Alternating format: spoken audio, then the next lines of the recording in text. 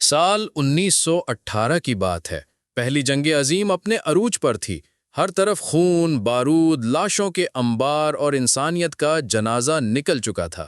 جنگ کے میدانوں میں صرف موت ناچ رہی تھی۔ انہی لمحوں میں ایک نوجوان برطانوی سپاہی اپنے دستے سے بچھڑ گیا۔ تنہا، دھند سے ڈھکے میدان میں کھڑا وہ سپاہی خوف اور وسوسوں سے گھرا ہوا تھا۔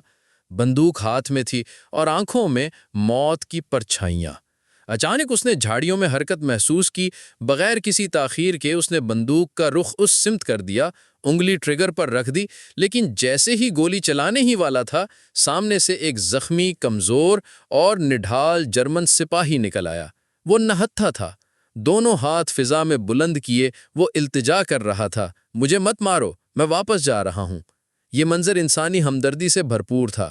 برطانوی سپاہی نے گہرا سانس لیا، کچھ لمحے سوچا اور پھر اپنی بندوق نیچے کر دی۔ اس نے گولی نہ چلائی، صرف ایک لمحے کے رحم کے تحت، انسانیت کے ناطے، اس اجنبی جرمن سپاہی کو جانے دیا۔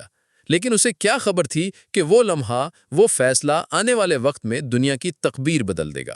کئی سال گزر گئے اور پھر 1939 میں دوسری جنگ عظیم کا طوفان امڑ آیا۔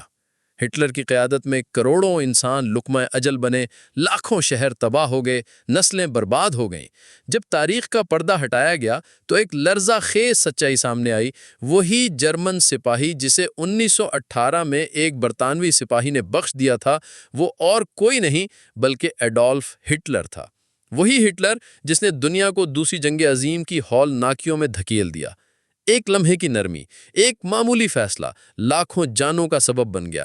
کہا جاتا ہے کہ وہ برطانوی سپاہی ساری زندگی یہی سوچتا رہا، دل میں یہی خلش لیے جیتا رہا کہ کاش میں اس دن گولی چلا دیتا تو شاید دنیا اتنی تباہی، ظلم اور موت نہ دیکھتی۔